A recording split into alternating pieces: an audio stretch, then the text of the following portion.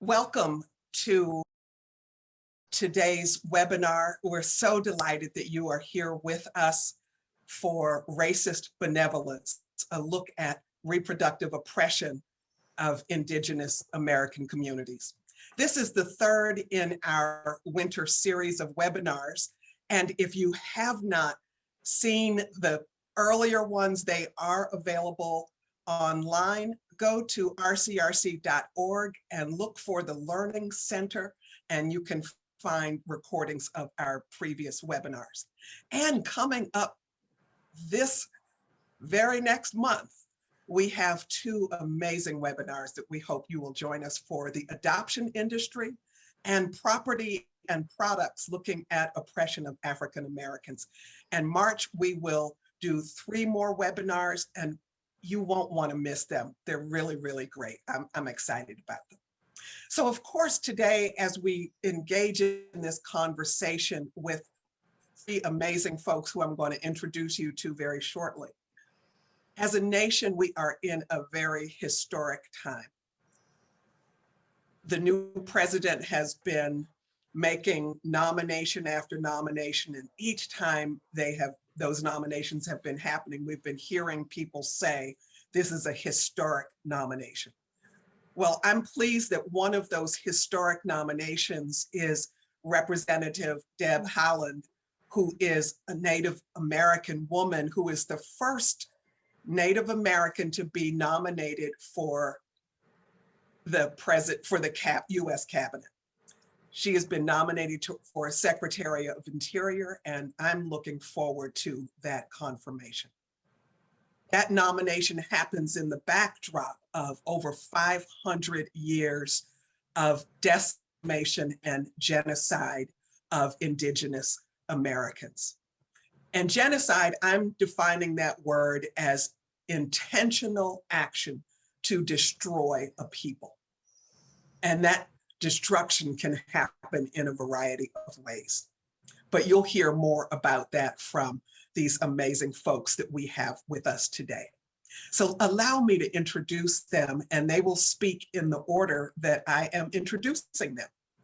First, we have Susan Devon Harness, author of an award-winning book, Bitter Root, a Salish memoir of transracial adoption, Salish memoir of a transracial adoption. Susan is a member of the Confederated Salish Kootenai tribe, as well as an American Indian transracial adoptee.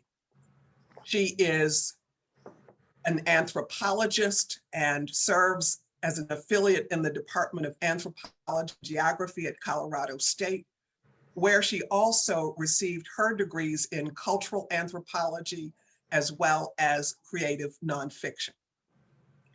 Susan will be followed by Margaret D. Jacobs, who is the Chancellor's Professor of History and the Director of the Center of Great Plains Studies at the University of Nebraska at Lincoln.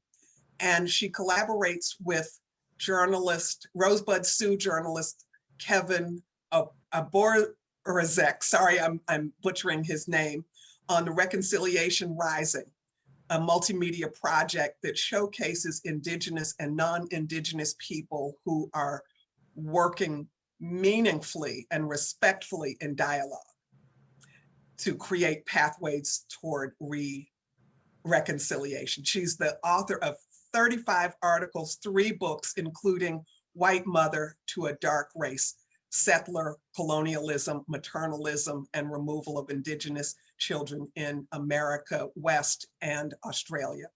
And then our third panelist today is Brianna Theobald, who is an assistant professor of history and affiliate faculty in the Susan B. Anthony Institute for Gender, Sexuality, and Women's Studies at the University of Rochester, where she teaches courses in U.S. women's history, history of Native America, history of reproduction, and history of feminism. And she also is author of an award-winning book, Reproduction on the Reservation: Pregnancy, Childbirth, and Colonialism in the Long 20th Century. Amazing folks. I think you can hear we are really honored and blessed to have each one of them. So I'm going to open our time with Susan Harness, but I want to let each of you know we're going to have time at the end today for questions and answers, for you to write into the chat any questions you have, and take them, and there's a term, upload them or something. I'm an old woman, I can't remember these terms, but you know what I mean. Vote on them and move them up higher. And so do that. We really want to hear your questions, but we will begin right now with Susan D. Harness. Susan.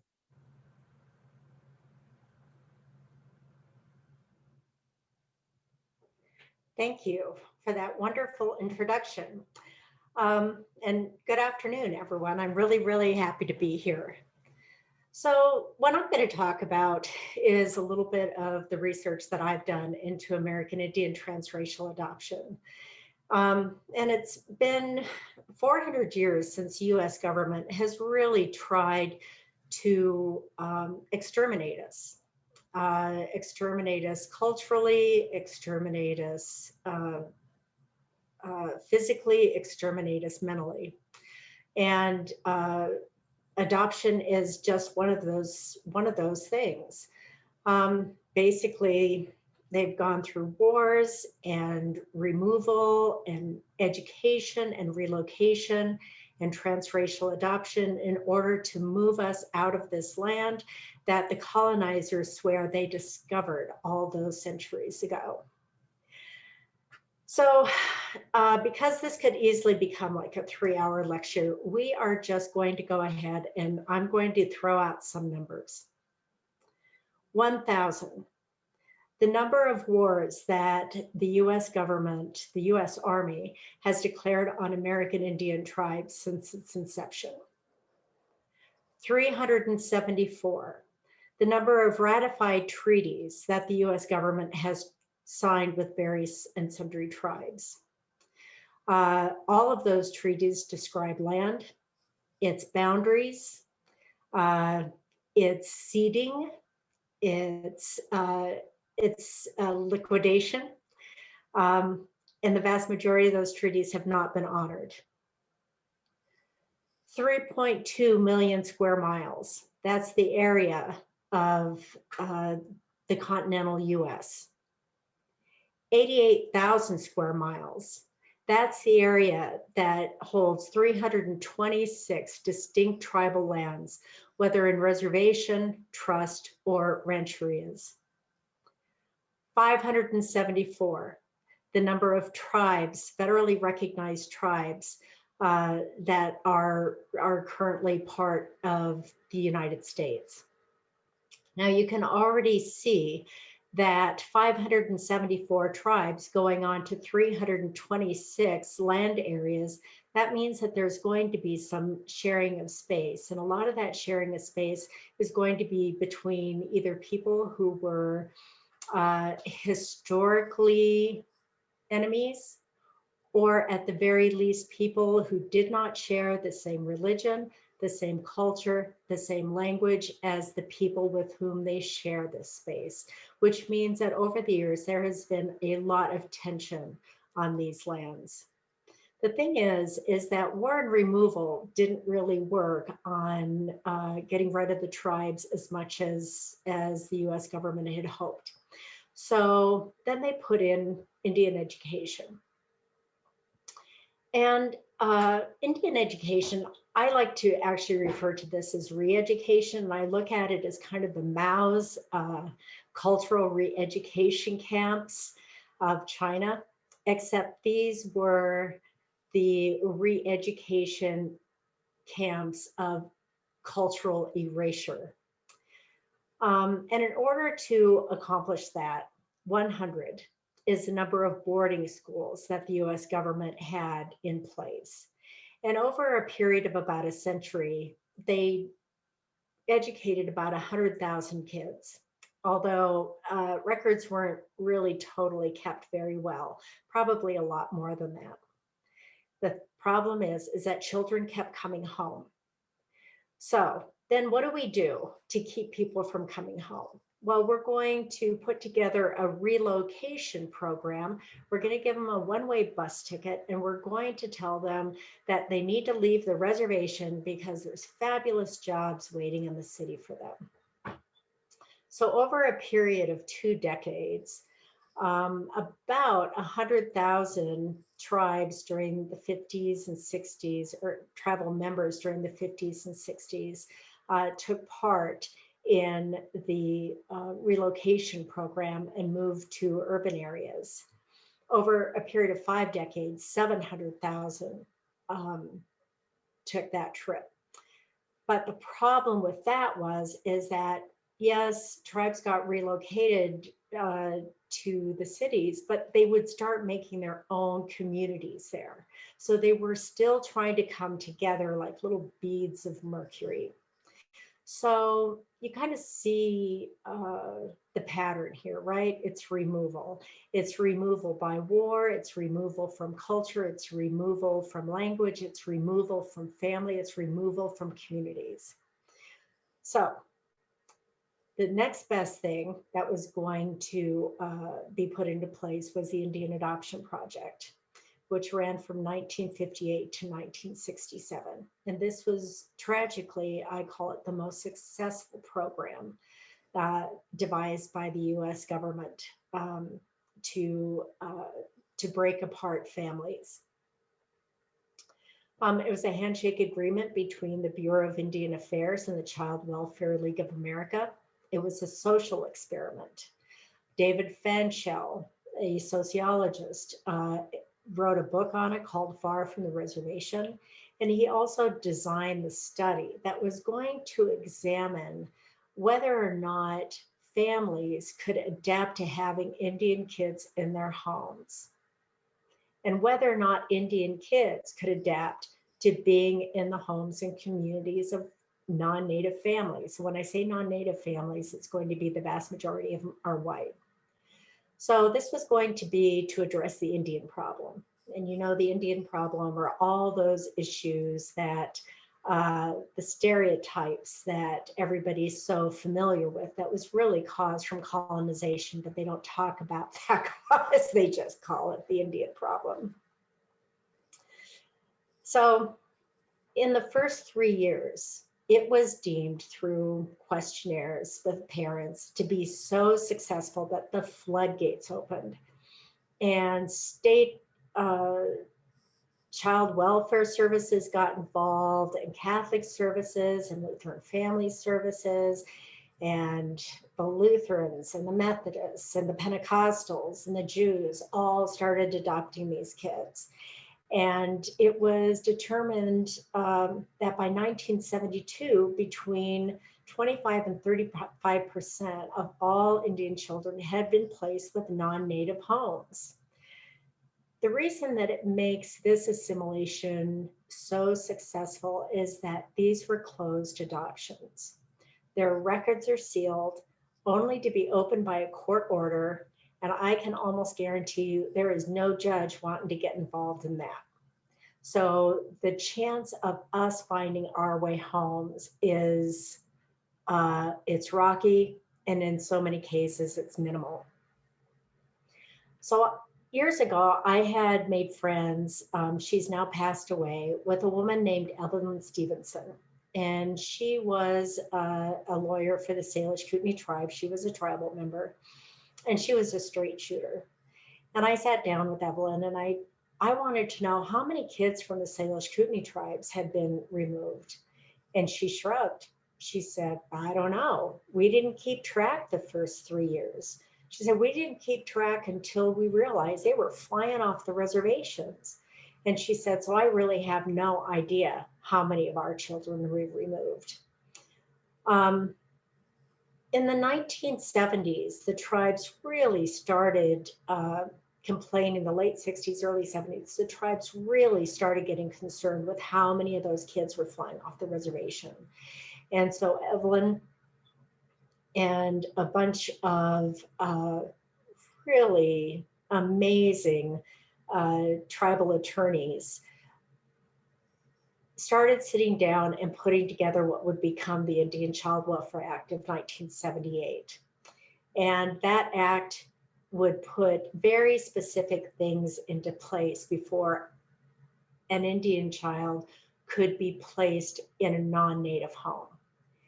They needed to make all efforts to keep them with the nuclear family, whether that was through rehabilitation, et cetera.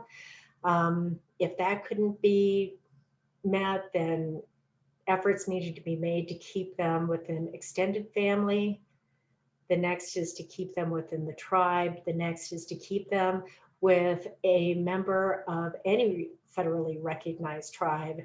And if none of these ideas could be met, then and only then could children be placed with non-native parents. It's helped. It's helped actually quite a bit, but there's still a lot of racism involved. There's still, it's a law, but if you start really looking at some of these cases, there's a lot of people who just don't necessarily believe that that tribes really know how to properly take care of their children. And so what's happening now is that there's a movement of foster parents who foster American Indian kids, and then they will work really, really hard to adopt those Indian kids without going through the Indian Child Welfare Act, or ICWA. And one of the big pushers behind this is an organization called the Goldwater Institute, which has this very innocuous idea of, you know, giving equal care to American Indian children. But really, if you start taking apart, this innocuous idea is very, very tragic, because in order to accomplish this dismemberment and delegislation of this of ICWA, they really bring up a lot of those old tropes and a lot of those stereotypes, and they don't allow us to live beyond what has been put on our backs during history. So thank you for listening.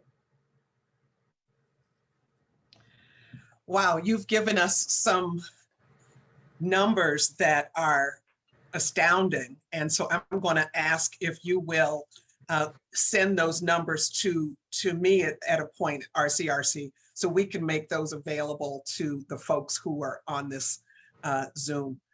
Because I think as we hear them, each number was so big till when you got to the next one, I said, oh no, I can't absorb anymore. It was, and I hadn't heard anyone talk before about the reality of the reservations where the tribes put together had either been enemies, or their cultures or their religion, language, etc., was so different, it was difficult, or it was more likely there be tension in those communities. So that was very important for me too. So I have one question for you. Before I ask my question, I think I misspoke earlier when I asked people to put your questions in the chat. They should go in the Q&A box. So please feel free to put them in there throughout our conversation today. So I have a question for you, Susan, before we hear from Margaret. And my question to you is, how have the practices that you described, the practices of sending children to boarding schools, removal of children from their families, how's it impacted Native culture? So that's part A of the question. Part B, for those who say these practices were used with the intention of improving the lives of Indigenous children, what do you recommend to them that would be more helpful? So those are great questions. The impact on American Indian tribes has been significant. You cannot remove a third of a marginalized population. Keep in mind, we are 1.5% to 2% of the total population. You cannot remove a third of that population and expect to continue as a cohesive community. And what this has done is it's made a lot of infighting on who is real and who isn't, and who's got the right blood quantum and who doesn't, and who knows the language and who doesn't, and who's an apple and who's traditional. When I say apple, that's red on the outside, white on the inside. And these are conversations that I hear time and time and time again. So it's torn us apart in a lot of ways. How can we improve? How can we have alternatives to the removal of children? This is a really challenging question because of the colonization practices. We are a fragile culture, and we are dealing with so many outcomes of historic trauma. We're dealing with all those symptoms that define the Indian problem, you know, the alcoholism and the child, the domestic abuse and drugs and, you know, things like that. So placement is going to happen. And there are going to be times that placement with non-Native families is going to happen. And what I really argue is you cannot remove, in good conscience, you cannot remove our families from the adoptee's vision, and you cannot remove the adoptee from the community's vision. That whoever takes that child needs to make sure to take them back to the tribe for, you know, for events and for cultural activities, to let them know their family, to let them know community, to remind them there are people who look like them, that have a history like them. And that's just the beginning. But, you know, education is the one way we can accomplish why this is so important. Thank you. We'll have more questions for you from the audience later, I know. So now I'm going to hand it over to Dr. Margaret Jacobs. Okay, I'm going to time myself so I don't go over.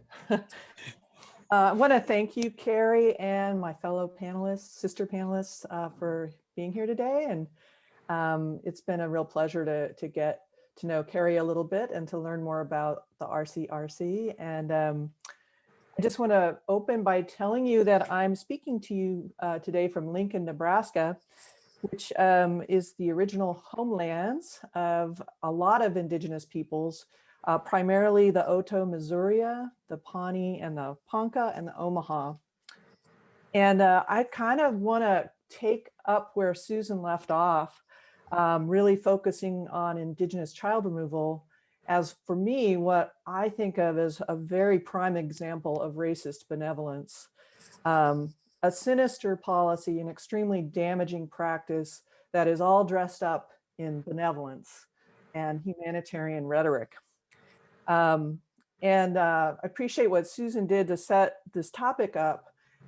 This Indigenous child removal has been going on since Europeans invaded the continent, but it started really systematically in the late 1800s, first with the policy of removing children to Indian boarding schools, and then in the post-World War II period with this massive fostering and adoption that was going on.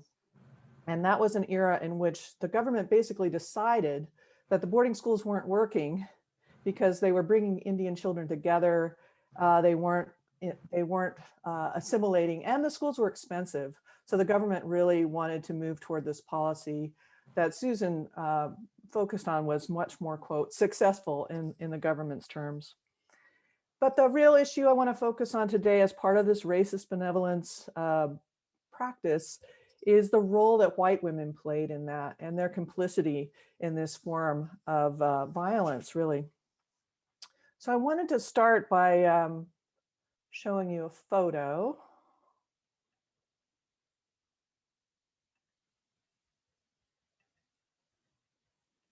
And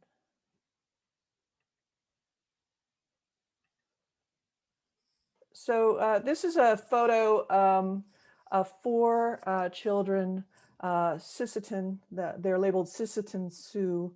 And in the middle of this photograph is a woman named Sarah Mather, who was both a teacher for the Carlisle Indian School and a recruiter for it. And she was very involved in a movement of white women at the turn of the 20th century who were very interested in American Indians, sympathized somewhat with what they called their plight, and developed a kind of solution to the problems that they observed among Indian communities. And the solution was really, let's get children out of those communities and raise them either in schools, in other institutions, or in non-Indian families. This group, one of the groups was called the Women's National Indian Association. They were a predominantly white organization, though there were some Indian members as well. They started in 1879 and went to well into the 20th century, at least up to World War II. And they had a publication called The Indian's Friend. And I just want to read you one of their quotes from this from 1899. The author in this article wrote, "The Indian girl has never had a bath in her life. She has never slept in a bed or eaten from a table, was never in childhood taught to say a prayer or tenderly kissed and snugly tucked into bed. She does not know a single letter of the alphabet or a hymn.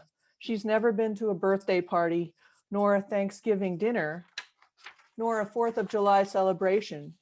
She has never heard the sweet story of Christmas." And then the author asked, who will carry the light to these dark sisters? And the answer, of course, to this author and her readers was white, middle-class Christian women like Sarah Mather. And so I think of Sarah Mather and the other women who got involved in this effort as maternalists. And you can see the connection between maternalism and paternalism. It's kind of the same concept with a kind of gendered maternal tone to it. And there's been a lot of academics like me who've studied maternalism. Most of them have focused on kind of the work that they did with working class women. But my work is really focused on their work with white women, with Indigenous women. And maternalists justified their foray into public life in a time when women weren't supposed to be doing this as an extension of their natural role as mothers. And they often elevated motherhood as women's most sacred occupation, although many of them themselves never married or never had children, like Sarah Mather. A lot of them emphasized benevolent activities, and especially benevolent activities for women and children. And they took on a kind of motherly role toward women that they very much racialized as others. And in doing this, they very much infantilized other women, especially Indigenous women. And they sought to train other women toward their view of domesticity and motherhood. And in doing so, as you could see from that quote, they really disparaged Indigenous ways of raising children.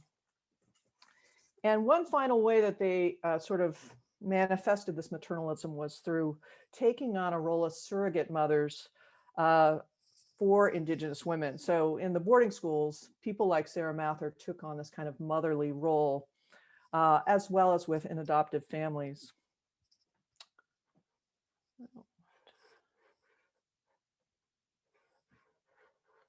Just one sec. So here's another picture of Sarah Mather with a group, the first group, in fact, of Sioux Indian girls from the Rosebud and Pine Ridge reservations, shortly after Carlisle opened in 1879. And Sarah Mather was one of these who recruited Indian children for the school. And recruitment is a very euphemistic term here, because it could mean everything from just persuading Indian parents to let their children come to school to coercively making them do this through withholding rations or through the use of force. So many white women were extremely involved in the boarding schools, as teachers, as recruiters. This woman, Estelle Reel, worked for 10 years, in fact, as the supervisor of Indian education for the US government. So women gained a lot of new career opportunities through this kind of maternalist work. And they used these opportunities as means to kind of advance their autonomy, their influence, and their status in society. And all the while, they championed boarding schools as a means to rescue Indigenous children and supposedly improve their lives. But in reality, these white women were involved in a very deeply racist and exterminationist policy and a practice that ruptured Indian tribes' social reproduction. And that's a concept I just want to throw out there as there's other types of reproduction in a society than the physical reproduction. Social reproduction is the process by which a society reproduces itself from generation to generation and also within generations. And within Indigenous communities, this is often the province of women. So ironically, white women who were interfering in the social reproduction in Indigenous communities were undermining Indigenous women's autonomy, influence, and status. So I'm going to quickly switch to the next era of Indigenous child removal, which was this era in which the government was promoting adoption. And Susan mentioned the Indian Adoption Project.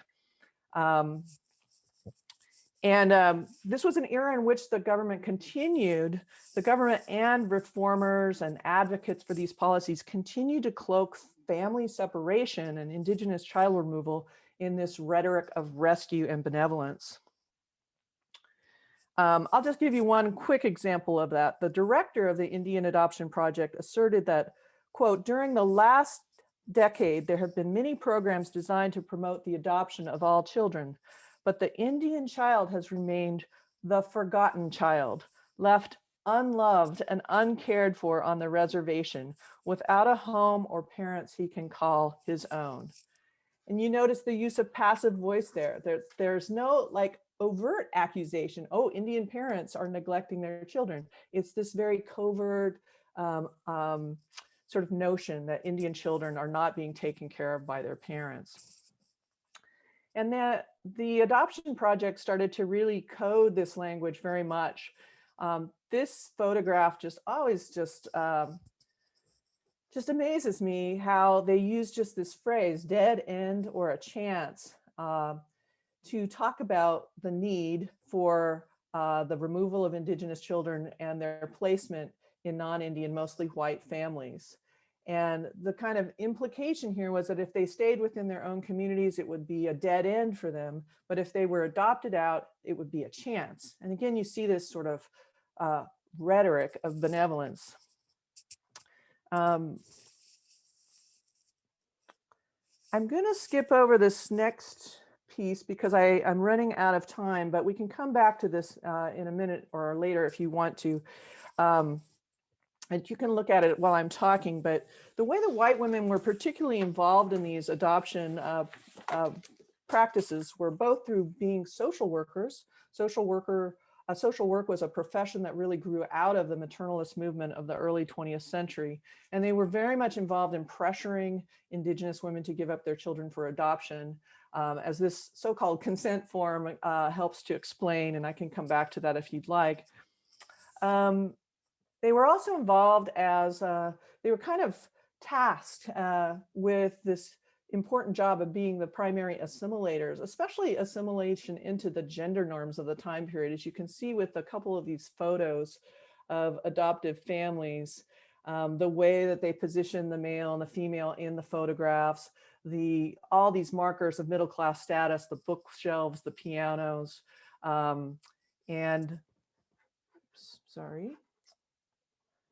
Another example of this was the Doss family, which was a famous family who adopted many children, both internationally and within. They adopted many American Indian children. And again, adoption was another thing that undermined the integrity of Indian nations and undermined the social reproduction of their communities. And just as Susan mentioned, I wanted to close with a pamphlet from the Goldwater Institute, which is their pamphlet that's about the evils of the Indian Child Welfare Act. And you can see they're using some of the same rhetoric, I think, of the dead end or a chance, no happy endings, death on a reservation, no way out. So they too are trying to kind of continue this rhetoric that demonizes Indian people, pathologizes their communities, and then sort of upholds white people as these sort of saviors of them. So one final couple remarks, I just want to say that Indigenous child removal was not something that just happened in the United States. It happened in many nations with similar histories of settler colonialism, including Canada and Australia. And I guess I will leave it with that for now. Thank you.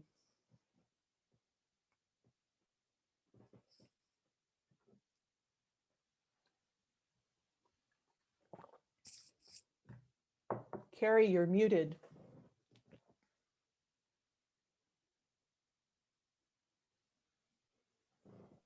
Okay, thank you. So in your book, you talk about both the US and Australia. And so my question to you, other countries have apologized to and made reparations to Indigenous people whose children were separated from the family or who were separated from their families as children. Is there anything happening in the US to address this issue? And if not, what should be done? Well, thanks for that question, Carrie.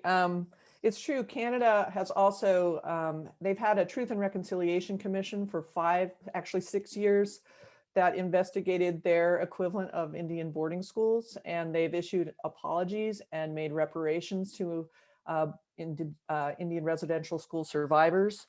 Australia too had a Stolen Generations inquiry into Indigenous child removal, also made an apology, also included reparations. There's nothing quite like that happening at the national level in the United States, although Deb Haaland, before she is now moving into the interior, but she was working with Senator Elizabeth Warren to introduce a bill that would have a Truth and Reconciliation Commission in the United States over the boarding schools. But there's a lot going on at more the grassroots level and even the state level. So for example, Susan mentioned the Child Welfare League of America and how they were literally in league with the Bureau of Indian Affairs to promote Indian adoption. And early in the 2000s, the head of that organization, Shay Bilchik, made a very heartfelt and sincere apology to the National Indian Child Welfare Association. And they have completely changed their practice and their policies around supporting Indian child welfare. There's also a really interesting case of the state of Maine. Did I stop sharing my screen, by the way? Yes, you stopped. Okay. There's an interesting case of the state of Maine. They have worked with the 4 confederated tribes of the Wabanaki Confederation, and they've held their own Truth and Reconciliation Commission around all the children who've been swept up into their child welfare system. They haven't issued an apology or made reparations, but they've at least taken this step to investigate what happened, and they've made those sorts of recommendations. So there's things happening here, but not at that national level. But there's also, I should finally mention, there's a group called the Native American Boarding School Healing Coalition, or they call themselves NABS. And NABS it's a pretty incredible all Indigenous run organization, and they are very strong advocates for having a national truth and reconciliation process around Indigenous child removal. And they're constantly creating resources for survivors of the schools and their descendants to cope with the trauma of these schools and the trauma and the legacies they've left for communities. And one final thing I should mention, and probably this is obvious to absolutely everybody who's listening, is that we see again that government authorities have been using these same tactics of child removal and family separation at the border right now. It's the same tactic of trying to control and discipline and punish a group of people that have been racialized. And you can see child removals being used many times in history and throughout the globe in the similar circumstances. So I think it's something we need to call out. Yes. It may look benevolent, but it's got a very sinister and very damaging underside to it. So thank you. Thank you for that point. That is so important. Oh gosh, I wish we had about 4 days, because what each of you is sharing is so powerful. So Brianna, I'll turn over to you, and then I'll ask you a question and then open it to the audience. And audience, I do want you to know, I see your questions coming in, so uptick them. I think that's the right terminology. So keep doing that. Really appreciate that. Brianna. Great. Thank you so much, Carrie. Good afternoon. It's really an honor to have the opportunity to talk with you all today and to be in conversation with Susan and Margaret and their really important work. I'm speaking to you all from my home in very snowy, though not quite as snowy as Nebraska, apparently, Rochester, New York, which is located on the homelands of the Haudenosaunee peoples and the Tonawanda Seneca Nation and the Seneca Nation of Indians in particular. So I wanted to start off my comments today here, with an image. This is a drawing of an Indigenous woman holding the world in her hands and an infant in a cradle board. I find it to be a really powerful image. I first encountered it in the archives on the cover of the second annual report of that group at the top there, the Women of All Red Nations, or WARN. So I thought I'd start by telling you just a little bit about WARN. WARN held its first meeting in Rapid City, South Dakota in 1978, so the same year that ICWA was passed.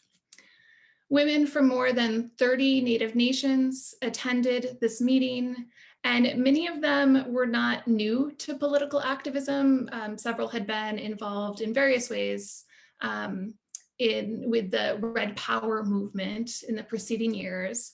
But by the end of the decade, these women, several of them, had concluded that a separate organization was necessary to tackle issues of particular importance for women and children.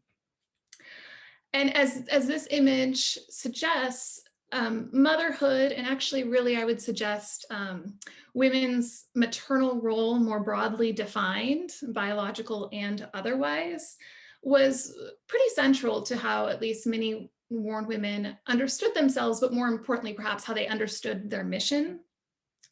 And in large part, this focus derived from their intertribal cultural teachings and from women's important roles within their families and communities. But it was also a focus made necessary by Native women's particular experiences as targets of US colonialism.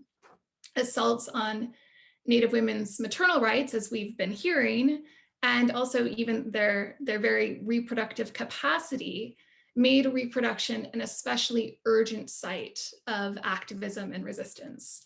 So that's really what I'm going to be talking about for the next few minutes. And to do so, I want to tell you a little bit about what WARN women talked about at this meeting in Rapid City, as well as in a second meeting the following year in Seattle, and what they really prioritized in their early grassroots organizing. As they themselves emphasized, their concerns were not new. They didn't come from nowhere in the 1970s, but were rooted in a long history. They also, many of these issues still resonate in important ways today.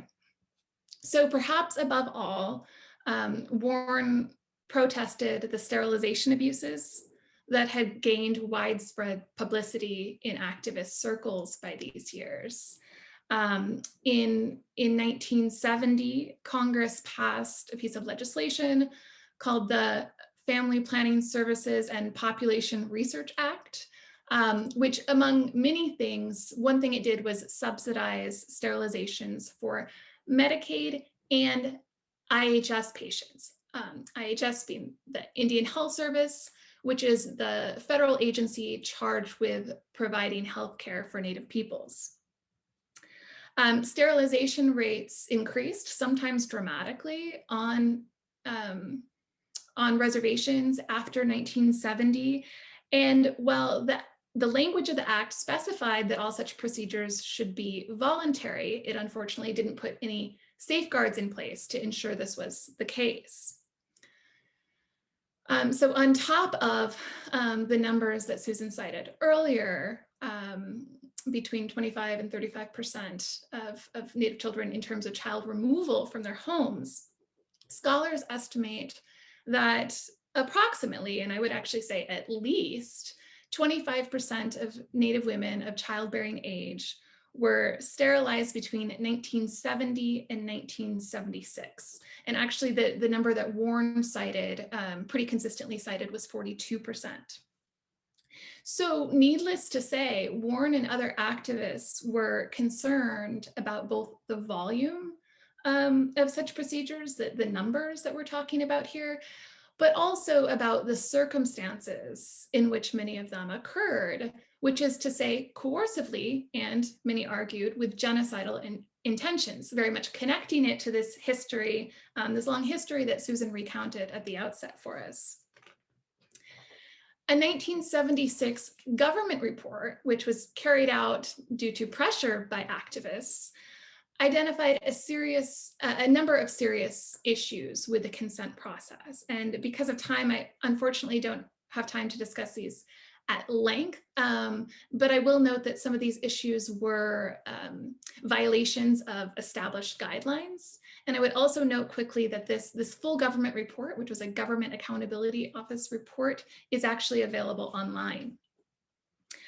So activists started to investigate this issue themselves in their own communities, and activists who talked to women who had been sterilized, which I should add the government investigators opted not to do, raised still graver concerns, including allegations of pressure or outright deception on the part of some physicians.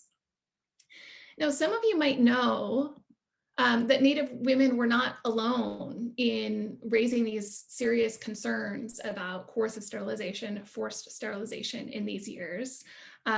This was an issue that also galvanized Black women, Mexican American women, Puerto Rican women, among others. What is maybe, I think, less widely known is that this issue and the threat of coercive sterilization was not new for Native women in the 1970s, although that's the period that rightly gets a good deal of attention. 2 chapters in my book focus on this woman right here, a really remarkable Crow woman named Susie Walking Bear Yellowtail.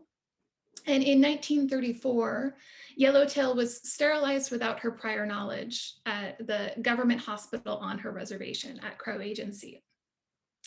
And by all indications, she wasn't alone in this experience.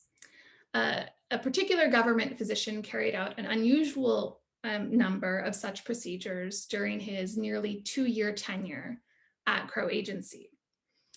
It seems that in this case, this government physician was particularly aggressive in carrying out gynecological procedures that effectively blurred the line between these eugenic sterilizations, that this was when the 1930s was actually the height of eugenic sterilizations in the United States, and medically indicated operations.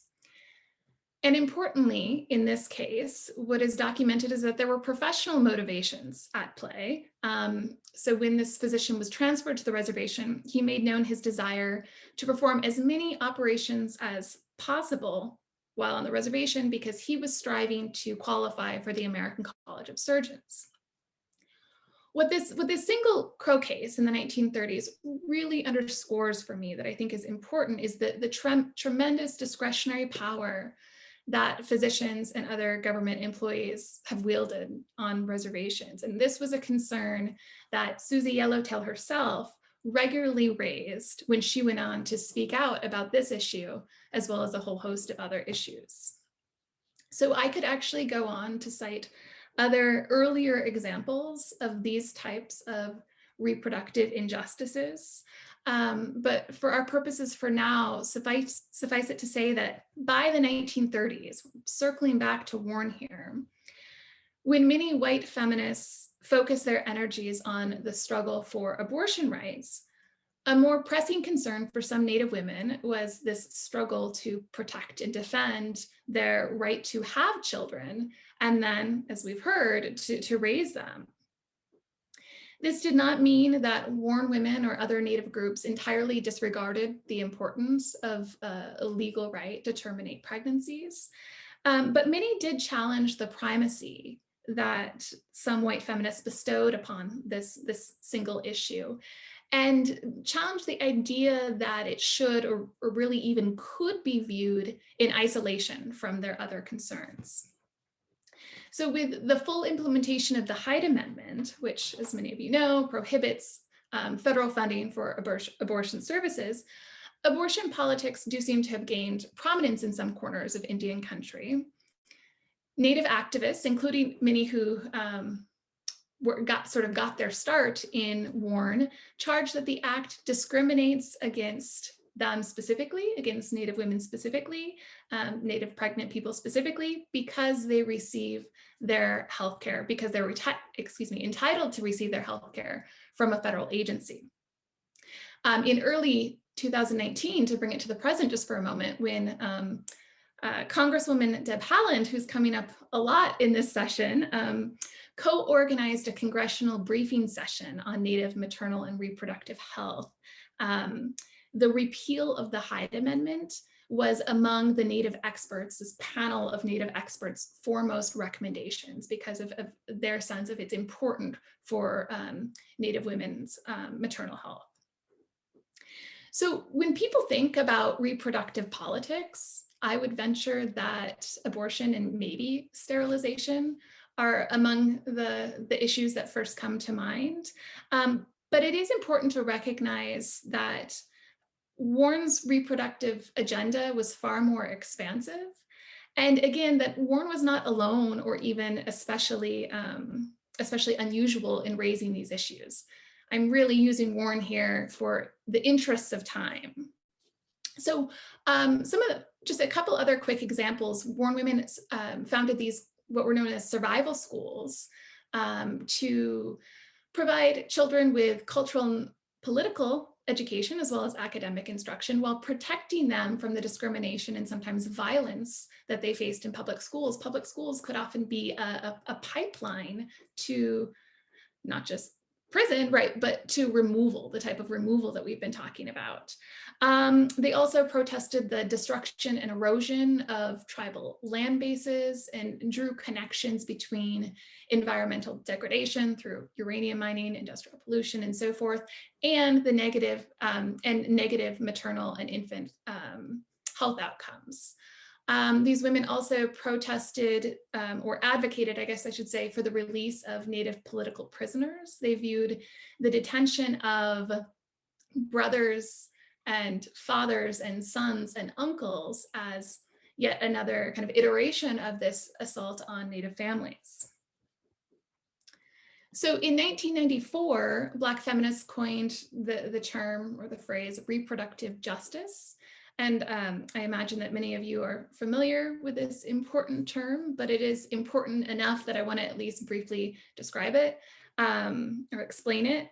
So as defined by the Black feminist and reproductive justice proponent Loretta Ross, reproductive justice advances three general principles. First, the right not to have a child, so very much in keeping with pro-choice, the pro-choice paradigm.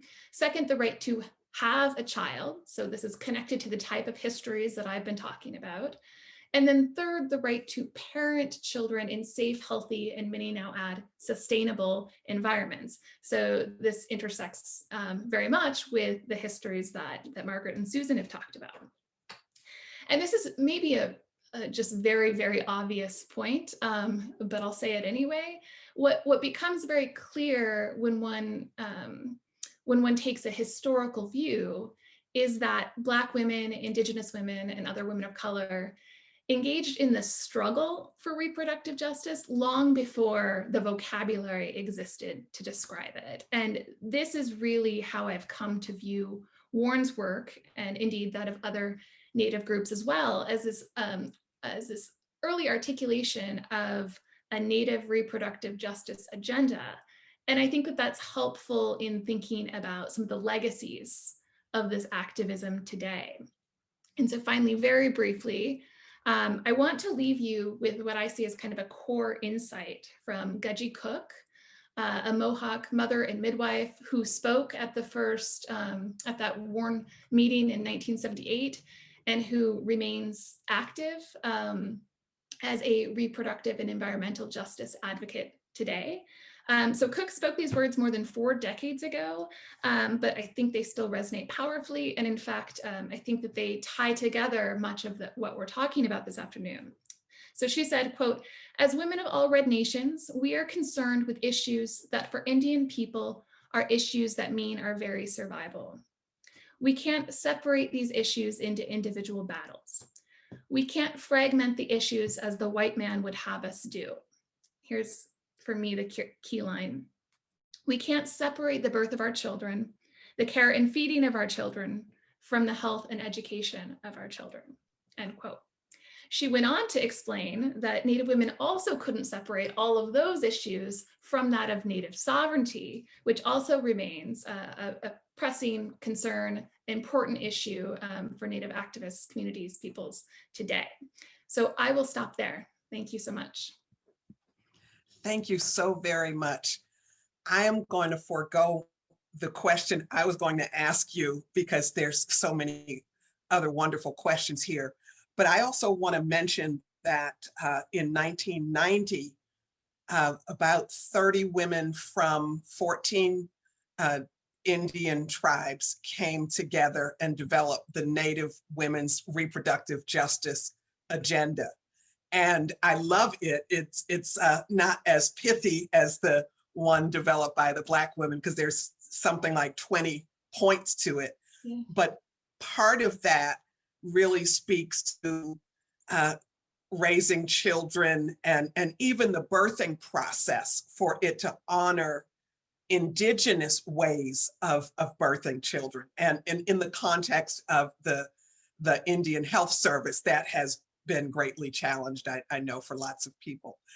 Oh gosh, I'm serious, 4 days at least for each of you. But I'm going to hop to these questions. One from Diana: why are judges reluctant to open cases of Native children who've been adopted? That was something you spoke to, Susan. Judges are not jazzed about it, because to open up those cases opens up some of the abuses that had been made by early social workers. And sometimes the social workers, many times the social, this is what I believe. Social workers are just the workers. You know, they aren't the policymakers.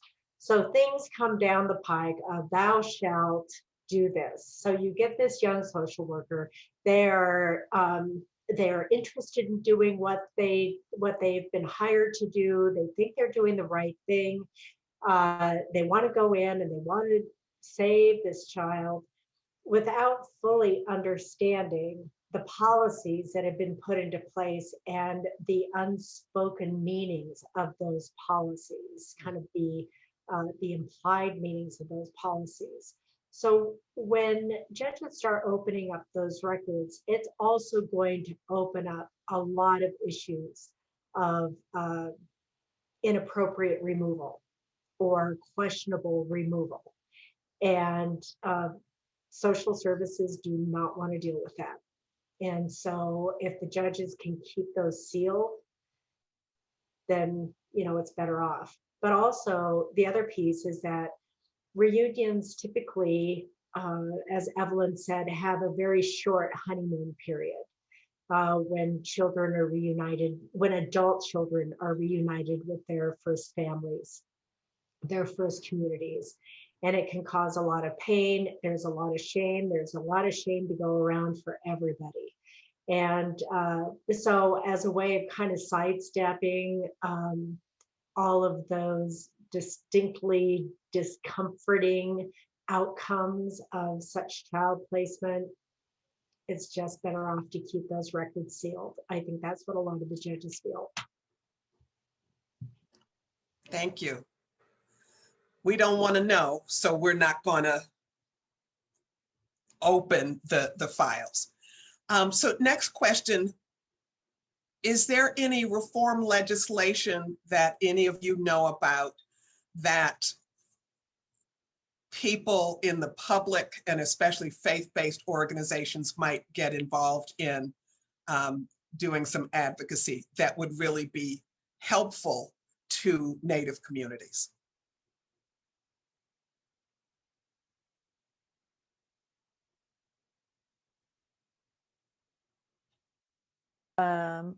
I do think the work that Deb Haaland and Elizabeth Warren have been doing to try to get some sort of Truth and Reconciliation Commission is really important and something that could use the support of faith-based communities and Americans everywhere.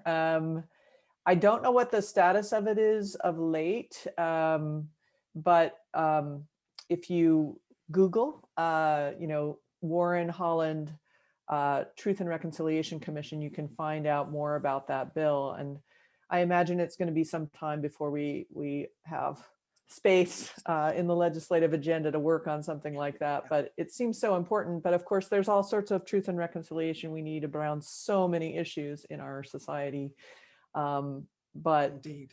But that's a really important one that I think would be helpful to Indigenous communities to have some sort of national recognition, a national apology that's very specific about some of the harms that have occurred, and then provides resources and funding for healing processes and even perhaps reparations for the few survivors that remain from the boarding school era.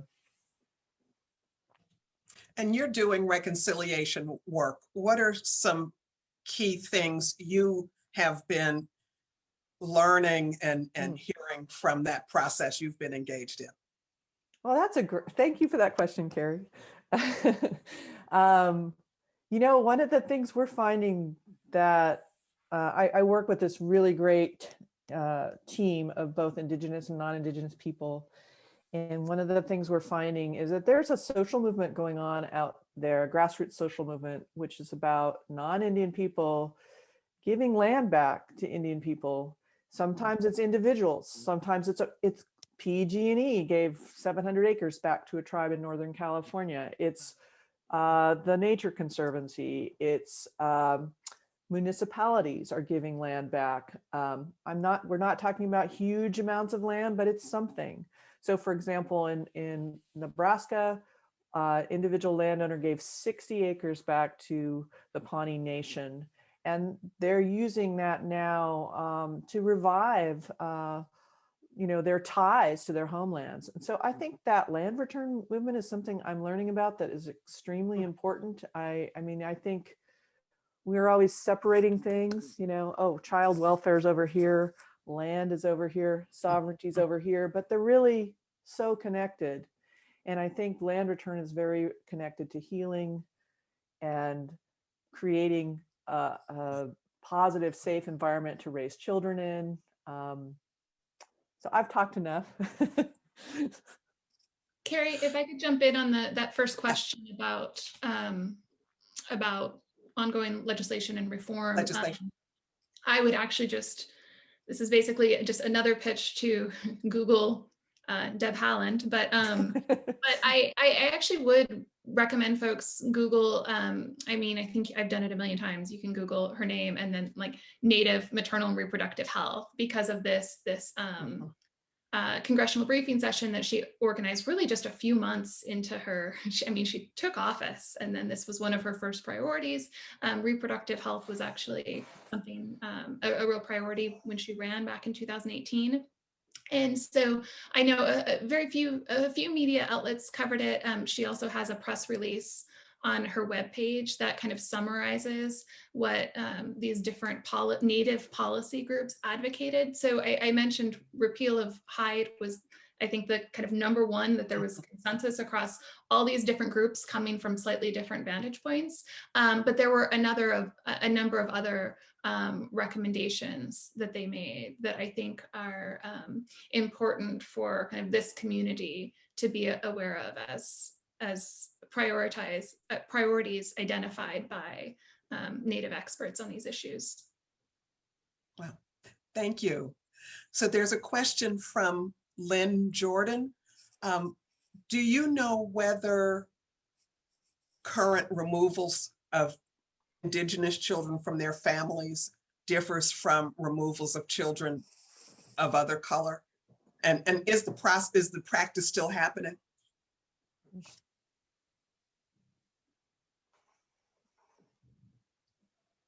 Who wants to respond to that? Susan. I think the practice is still happening.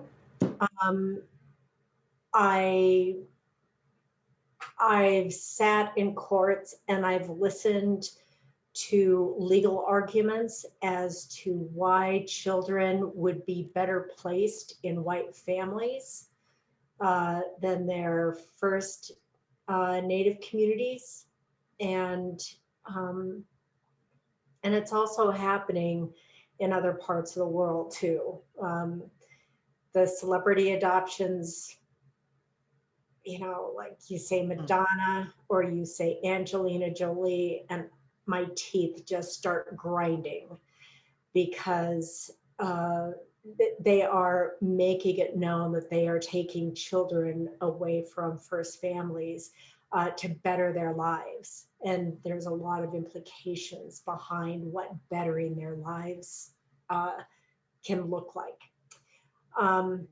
So it's, yeah, I think it's still happening. I think that's part of the reason why we're having panels such as this, part of the reason why I did my TED talk of what's going to happen, part of the reason we need to address it, because it's there's long-term ramifications for such removals. Does that answer the question? Yeah, and then I would just also add, I just sent just in the chat, posted a link to a book just published by one of my colleagues who is a physician and a historian, McCall Ross, who just published this book called Abusive Policies, and it's about the very racialized child welfare system. She talks a bit about Native children, but really she largely picks up kind of right around and just after, and especially after ICWA. But so looking especially at removal of Black children from their homes and the kind of racialized foster system. So I completely agree with Susan that this is absolutely still happening. Yes, and you know, Native children have the highest overrepresentation in the foster care system still, followed by Black children, followed by Latino children, and Pacific Islander children. And some states are egregious. I mean, there's 5 or 6 states that have like 10 times the rate of non-Indigenous children in the foster care system. And that's one of the ways we can measure if things are getting better. And in general, they have gotten so much better since ICWA, but it's still a problem. And it's still a problem for several reasons. And one of them is those attitudes, those ideologies are still in place. But another is that ICWA was never fully funded. ICWA has a stipulation or a section that's supposed to be funding for Indigenous peoples to run their own programs to prevent children having to be removed, and then if they are removed from their families, to create, you know, rehabilitation programs to reunite them with their families. And none of that money ever came through.